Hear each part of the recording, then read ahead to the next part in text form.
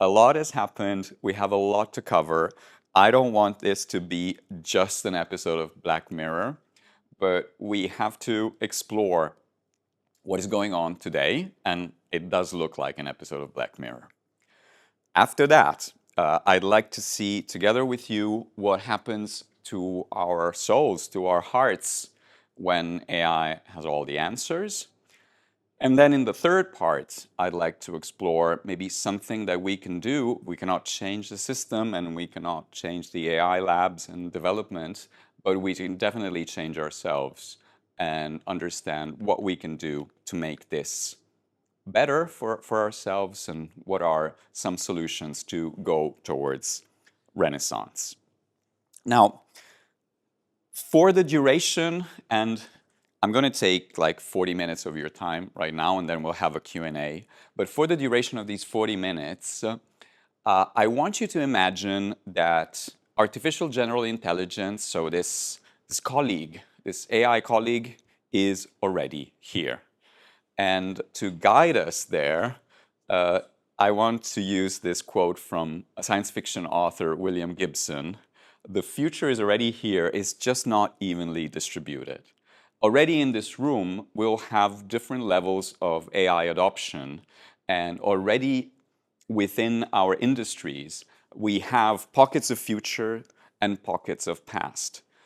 For now, as we're talking together today, imagine that we have everything, that everything works, that everything is effortless, and that we can delegate work to these tools that are much smarter than they are right now. But to go on the journey, we'll need a mentor that knows a lot about the difficulties and how hard it is to actually confront the issues. And we have some big issues to confront. And Joseph Campbell has studied mythology for all his life and has given us the hero's journey, that narrative arc that is in all religions, all mythologies, and it's in all stories. And he tells us that the cave we fear to enter holds the treasure we seek. And I'm afraid that in order to solve this AI problem, we'll have to enter into a cave.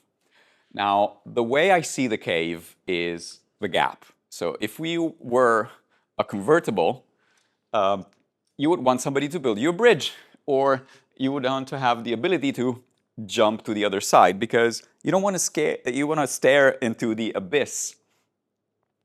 And I think the gap is something that we feel at work every day. Work oftentimes looks like pushing walls, and we know that as leaders, we know that entrepreneurs feel that way, freelancers feel that way. Certainly, right now, engineers feel that way. I'm an expert in this personal cave that I call the gap. I've been in the gap for quite a big chunk of my life. And right at the beginning, I thought, well, this is a big disadvantage. So for instance, I've always been into computers. And at the time, they didn't look that cool. And when I was in school, I kind of liked computers more than people. And that always put me at odds. And I was, at the time, I had the coolest gadget ever, which was a Palm Pilot, if somebody remembers that. And you take out your stylus, and it had this little black and white display. And when my cool friends would not invite me to a party, I would not write it down on my Palm Pilot. And another thing, I've been lucky enough that while the boys in my class were looking for girls, I was looking for boys. And that gives me this perspective on society that I can always take a step back and look at the mainstream and see what is happening and see, are they doing the right thing? Are they caring for everyone? What is happening? Usually in a way, if you want to see pockets of future, you can look at what the queer community is doing. So there are some parallels between this and what is happening with AI. But the most important thing is that the gap is all about conflict. And in this conflict, we are not the ones that stand victorious. We are the ones falling to the ground. And this conflict is what begins every good story, right? If you have a romantic comedy, the two romantic interests at the beginning, they're not getting married. They're falling apart. They hate each other. They come from the different sides of town, and their families hate each other. And we accept this, and we accept that everything that is of value, that matters to us in our lives, is about overcoming the difficulties, and these difficulties are inside of us. Everything we want is on the other side, and everything we are and we need to be is here in the gap. If only we could avoid it, but we can't. We have been blessed with interesting times. There is an interesting gap between the 2010s and the 2020s. In the 2010s, we still believed that collaboration was the way to solve problems. It really looks like that in the 2020s, what we value is not only conflict, but overpowering our adversary. In the 2010s, we believed in the business as usual. In the 2020s, we got a pandemic. In the 2010s, we believed that society was important. In the 2020s, it does look like that we believe that the elites are more important. But that's not all. I think in order to understand what is going on, we have to look at the dynamic that is happening with AI. And the easiest way to understand what is happening is looking at the money. Right now, NVIDIA is lending money, well, is financing OpenAI, right? And OpenAI is promising to buy chips from NVIDIA. Microsoft is funding OpenAI, and OpenAI is promising to use compute from Azure, the service from Microsoft. It's the equivalent of telling Monique, I want to finance this event here at the IDB in Lisbon. Only if you would hire me, I will lend you the money to hire me. It's not great. And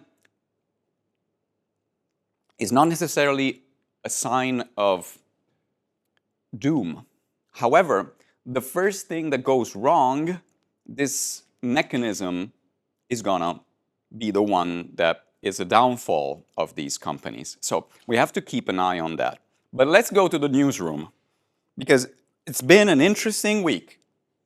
A Molotov cocktail has been thrown at the gates of the San Francisco home of Sam Altman, which at this point doesn't need any introduction. We all know, co-founder and CEO of OpenAI.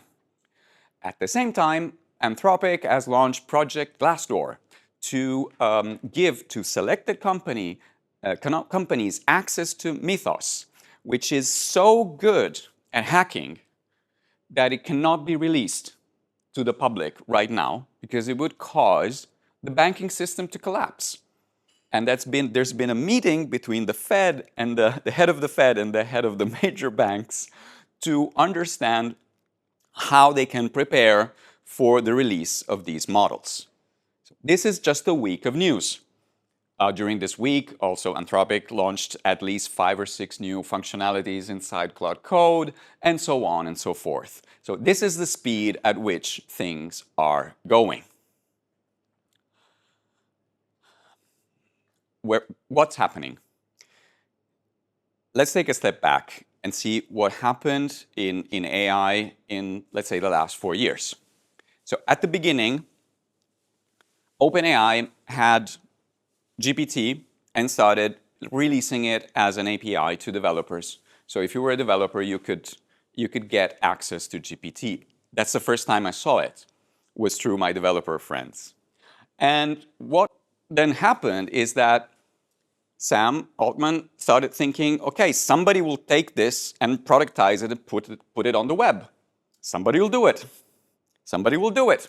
Somebody will do it. And the months were passing. And at some point, they said, okay, we're not going to be a platform company anymore. We're going to be a consumer company. They launched a chatbot. What's interesting about the chatbot is that it's something that we were promised 10 years earlier from Apple in the form of Siri. It's a conversation, and the beauty of it is that it has context. So it remembers things, at least at the beginning, inside the conversation. That was already amazing, and now it remembers over time. I think all of us have used this, have experimented with this, and it's kind of, for some of us, it's kind of having not so smart friend. But we lost something. We started losing our patience. We want all the information now. We want it to do everything for us. We're becoming complacent. We accept the first answer that it gives us. But that's just the beginning. I have 3 other slices of stuff that is going on. Because then, mostly in 2025, but it began much earlier, we started having really good coding tools. Now, here there's a big difference because we've gone from an artifact, which is a conversation, is a back and forth, to AI producing something beyond producing an image or just saving something from PDF to a doc, but actually having code that works. And the AI became a collection of skills. And people started understanding how they can use AI as an engineer in a box. Right now, this engineer is supervised by another engineer. But the first thing that happened here is that we gave up our skills, our craft. Understanding the next shift, if you haven't used a coding tool, is going to be slightly difficult. But at some point, and now we are in November of 2025, there's another person that got really impatient. And this person, we're going to see him in the next slide, is called Peter.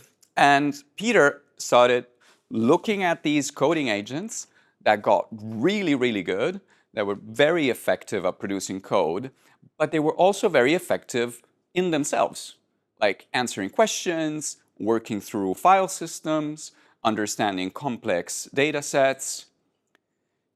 And he thought, surely somebody is going to connect this to my file system, they'll connect this to my WhatsApp, they'll connect this to the web, they'll connect this to my hard drive, and create an agent.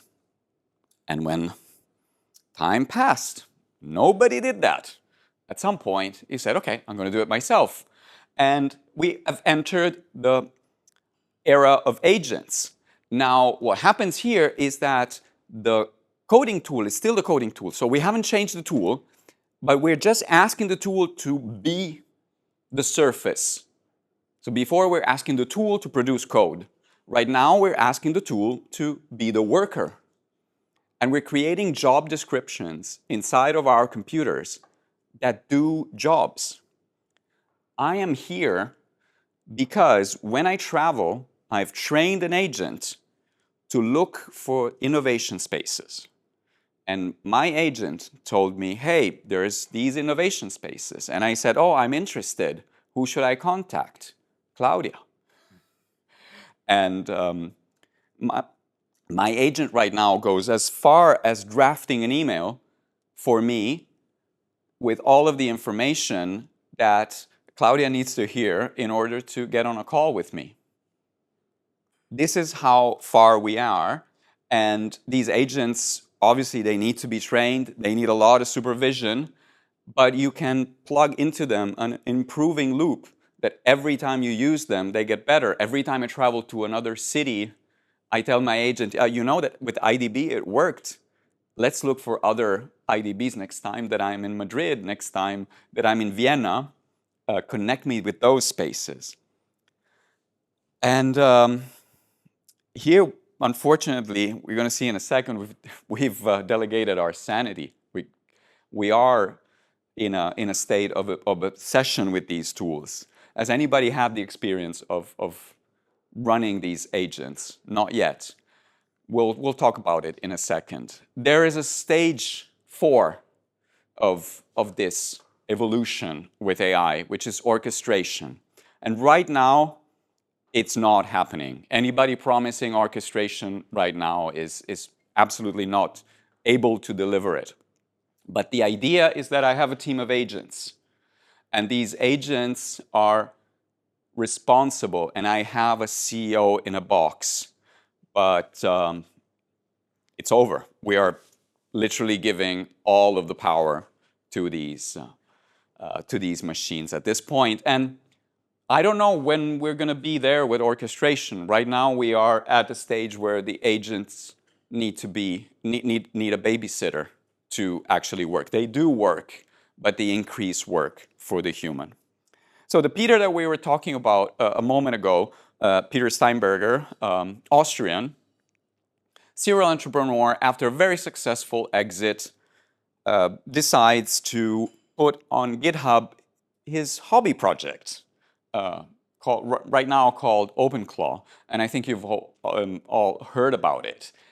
And the intention was to simply say, hey, this is a proof of concept of what we can do right now. I don't understand why other people haven't released this.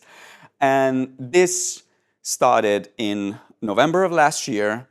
Over the holidays, all of the engineers in Silicon Valley in the United States started personally using OpenClaw, and it has been a blur since January of this year. What I want you to notice here, I don't know if you can see it very clearly, but here there's all these kind of vertical lines, vertical boxes of text. Each one of those is an agent doing work. And now what Peter has done and what everybody is doing, even I am doing when I'm running my different agents, is I prompt one agent, it starts going. I move to the second one, it starts going. I move to the third one, and so on and so forth, until I'm at this screen over here. And then I move back at the beginning, at the first agent, and I look at the output. Context switching. One agent is doing some work, another agent is doing another work. An agent needs some better information, another agent is stuck because there's a technical problem, etc. Legendary developer DHH, David Heinemeier Hansen, you might know him because of 37 Signals. He created Ruby on Rails, created Basecamp, now Hey. He's telling us that it feels to him that the dopamine loop of shipping with agent is intoxicating and can lead to higher risk of burnout.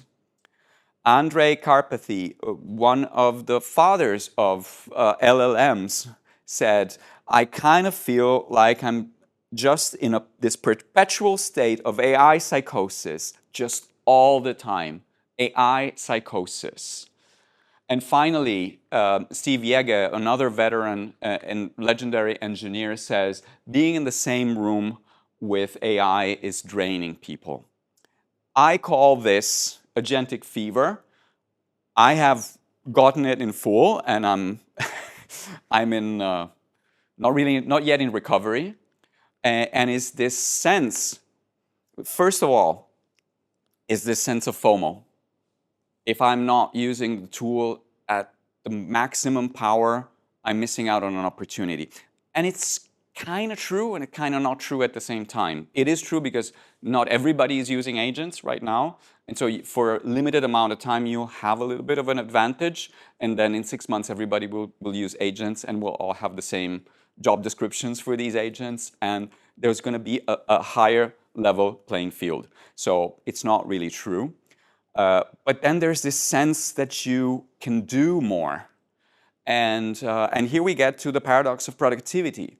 When in the 1980s, accountants were given a personal computer and were given at the beginning VisiCalc, then Lotus 123, and what now is Microsoft Excel, they increased their capacity for work. what did they do with the extra capacity? Did they say, okay, then I've done the forecast for Q1, I can go home? No, they kept going. They did the Q2, the Q3, the Q4. I'm Italian, and I was born in Rome. And I was in Rome the other day. I live in Germany, but I was in Rome the other day, and I went on a taxi. And I always ask the taxi driver, "How is it going? I want to know what's happening in my hometown." And the taxi driver said, "Oh, it's really a good day. I'm almost reached my quota." And I say, "What does that mean? What's your quota?" And he said, I have a figure, how much I want to earn that day, and I'm nearly there. When I reach my quota, I drive back home, I go to my wife, I chill. What happens then? Well, my wife complains because she says, "It's a good day. Why don't you make some more money? Why don't you bring some more money home?" And I thought about it, like, are we the wife or the taxi driver? And I think most of us are the wife.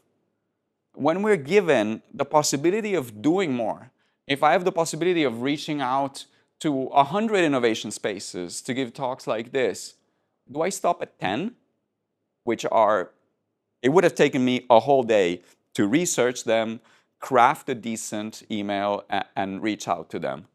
Do I stop? Where is my thermostat? For the taxi driver, it's quite clear. Like, the taxi driver has a quota. But usually, due to the paradox of productivity, we don't have that quota. We just go on and go on and go on until we're burnt out.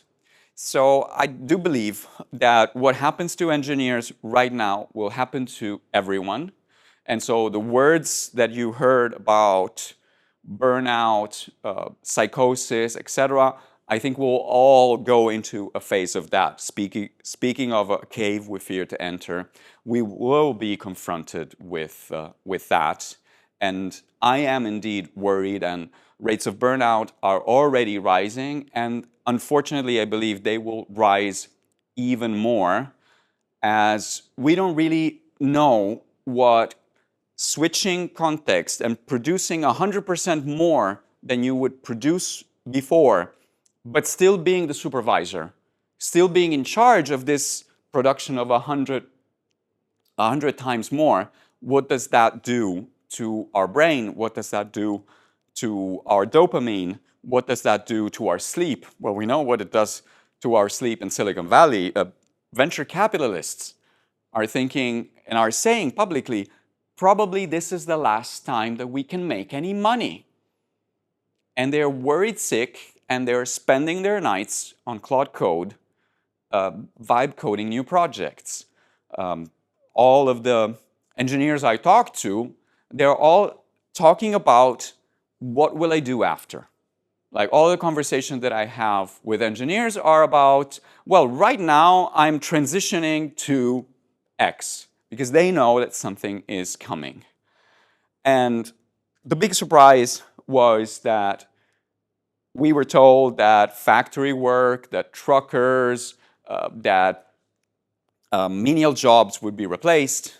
And instead, we started from image generation, video generation, text generation, and code generation. And so some of the most creative work that was ever done.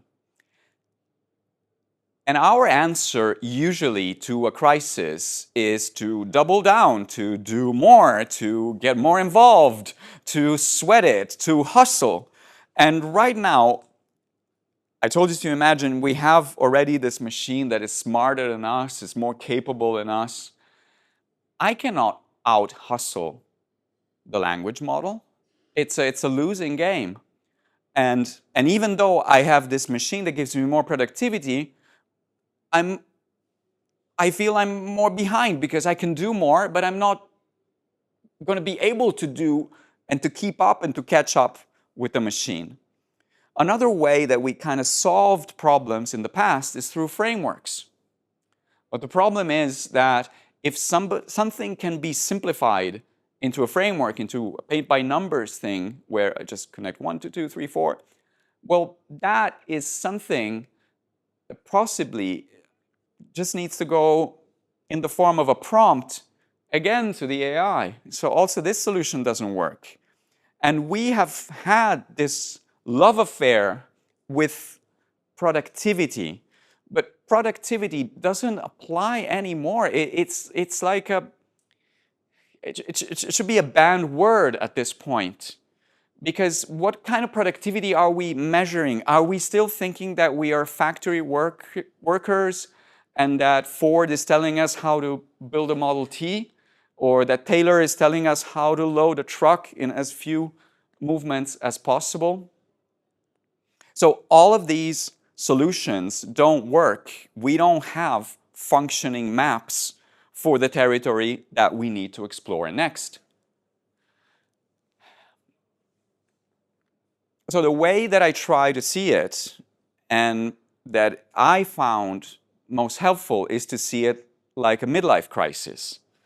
And it comes not at midlife, it comes right now. And yes, it's one of those crises of meaning where you might start dating somebody half your age and buy a sports car. You can do that downstairs, apparently. But it is really a crisis of identity. If I am my work and my machine, my agent, is better than me at my work, who am I?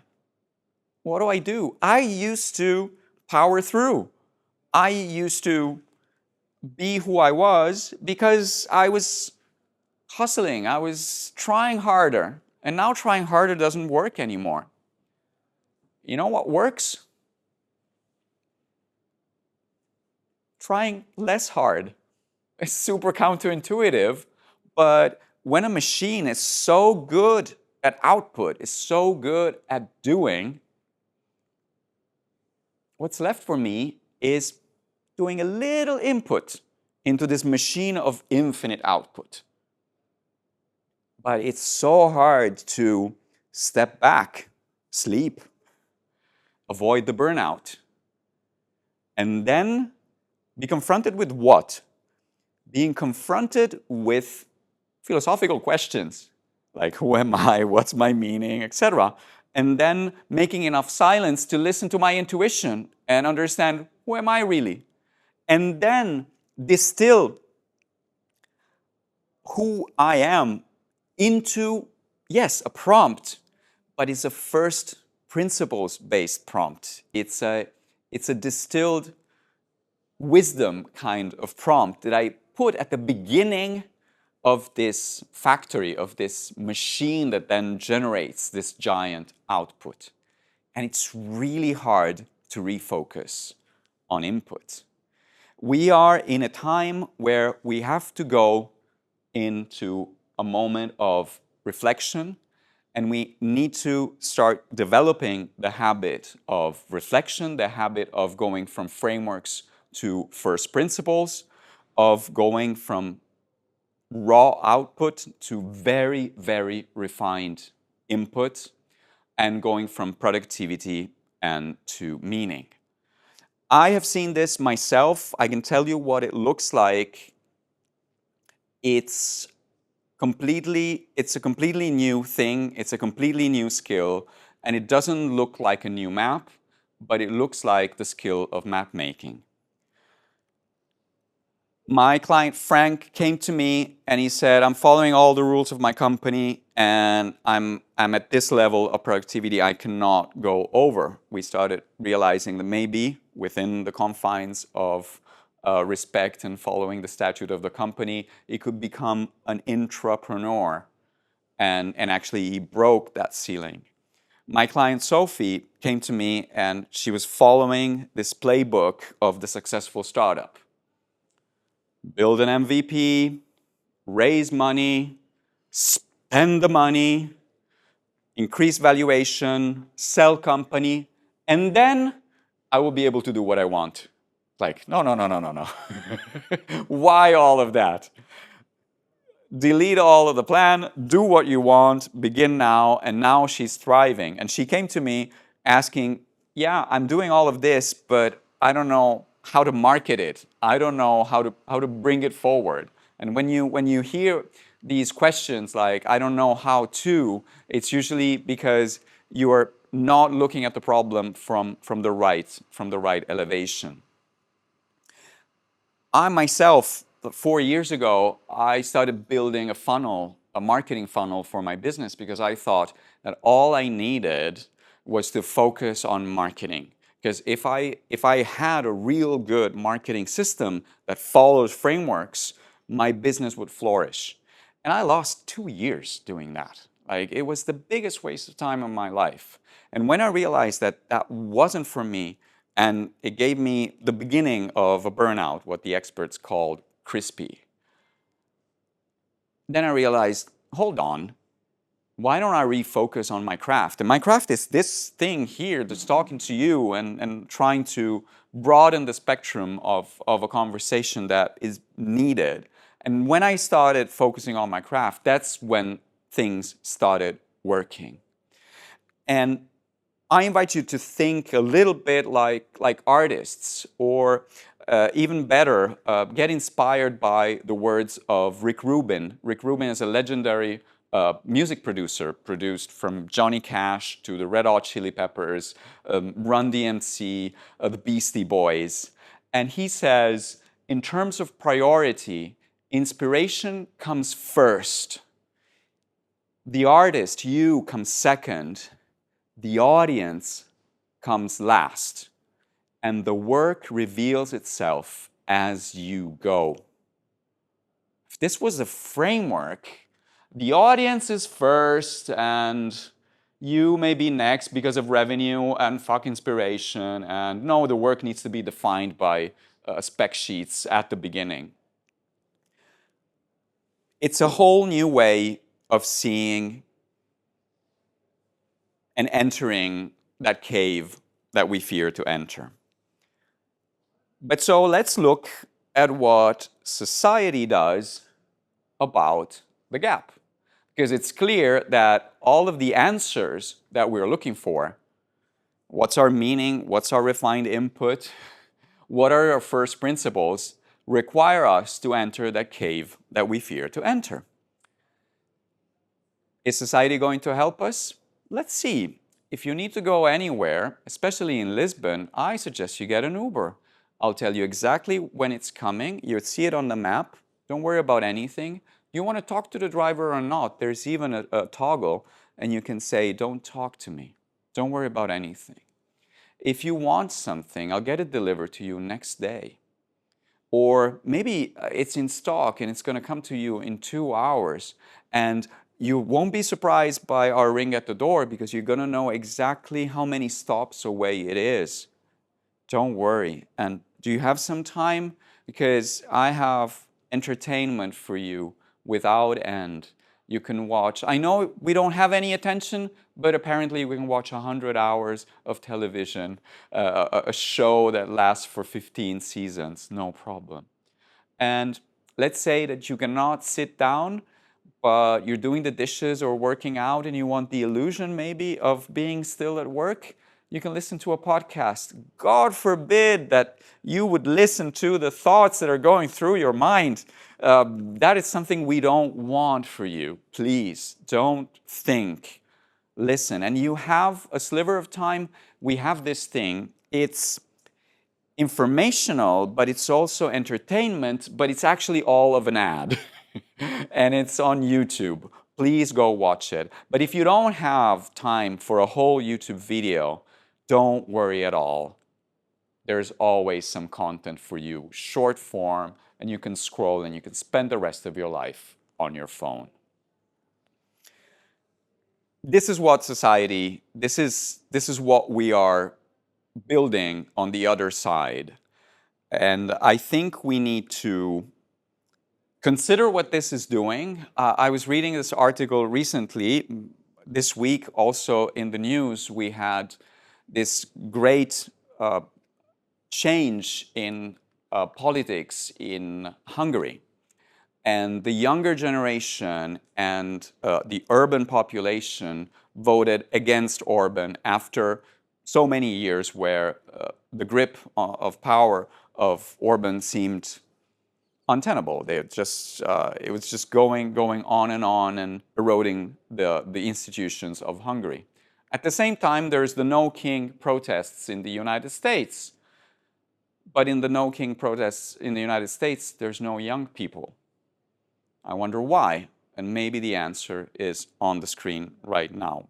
We cannot have certainty of that. But what I know is that we need to name the enemy, and the enemy is convenience. If we accept convenience, we are not going to go from malaise to renaissance, because there are two AI revolutions happening at the same time. The first one is the one we talked about the whole time. It's about productivity, it's about individuals, it's about work, and what it does is that it empowers those who use it. It empowers engineers right now, or people that use agents, and it gives profits to private companies, and probably is not going to do so much good for society. And that is all about work. But the AI revolution about attention might look like, at some point, like a game. Right now it looks like social media, but it might look like a game. It might look like a game that is so addictive that you cannot help but play it. And that is good for a few companies, it's bad for the individuals, it's certainly bad for society. So whenever I see, at this point, I am at odds, for instance, with a lot of people in the design space, because design is always about removing friction, like the friction of how hard it was to find the location here today. But actually, I think what we need in our lives is more friction. And I encourage the signage project to continue. But philosophically, in order to go from output, from hustle to reflection and input, we do need less convenience and more friction. I'm going to conclude, and we can move into the Q&A. I promise you some renaissance, and I think it could look like adopting some ideas. And these ideas maybe are thinking a bit more like a principled CEO. So asking yourself the cause of things. So for instance, if I have problems because I'm dealing too much with agents and agents are burning me out, don't ask the agents to solve the problem. Ask in the realms of behavioral science, of psychology, of work psychology to help you. And for me, behaving like a principled CEO looks very much like spending a lot of time reading, having this little room where there's no devices allowed. The second trait and the second inspiration that I have and I want to give you is to behave a little bit more like a saint. And we talked about Netflix before, and if I told you that at night I relax, maybe I watch an hour of Netflix, you wouldn't think anything of me, right? We kind of all do that. But if I told you that at night I meditate for 2 hours, right? It gets kind of weird. Now, the saint, if you told the saint that you watch Netflix for 2 hours, really think that you're a little bit cuckoo, okay? Because what we need to do is to be in touch with ourselves. And I'm lucky enough that the saint convinced me to move to the countryside and to spend time in the garden in this little farm in Brandenburg. And this is where I also meet my clients. I had a 2-day workshop with a CEO and a chief growth officer of a startup. And at the beginning of the engagement, we were back and forth in email, and it was like, are we meeting at WeWork or do you want to come to the farm? And they said, oh, sure, we're going to come to the farm. And halfway through the first day, they turned around and said, oh, thank God we're not at WeWork. So this is something that I'm very, very far from meditating for 2 hours a day. I'd love to do that, but I'm awfully inspired by the idea of taking time off, of letting go of this agentic fever, of this obsession, and trying to spend more time with my thoughts. But maybe the most difficult thing is to get inspired by our inner child. there's a reason why you are in the profession that you are, you're doing the work that you're doing. And I think this reason comes down to something that you know very intimately. When I think about the kid, I think about intuition. Also, you can also tap into your own children if you have, or your nieces and nephews. They always know what game they should play. They always know what to do. They always tap into their intuition. And as a child, I always knew that the right thing was an Alfa Romeo, and this is something that I haven't listened for a lot of my life, and I'm very grateful that I started to listen. So we covered a lot of ground. I think we have to take into account the current events, the news, and the current state of things, and try to keep up with what is happening there. And I do invite you to cautiously go into training your agents. I think it's really important. The other thing, though, is what we did in the second part, which is think about how you can change your mindset from output to input. So what are the things that you can uniquely know and uniquely feel that you can use as input into this incredible machine that produces a lot of output? But I think the most important thing is to give in into your nature. And what it looks like for me is taking the wheel of an old car where everything is mechanic, where you have to warm it up before it works properly, and taking a drive in the countryside and reconnecting with my thoughts. I invite you to find your own Alfa Romeo. I think it's going to be the most important journey that you can do using this excuse that we're all in this forced midlife crisis. I leave you with these words from Zora Neale Hurston. There are years that ask questions and years that answer. I wish for you to go very quickly from malaise to renaissance and from questions to answers. Thank you.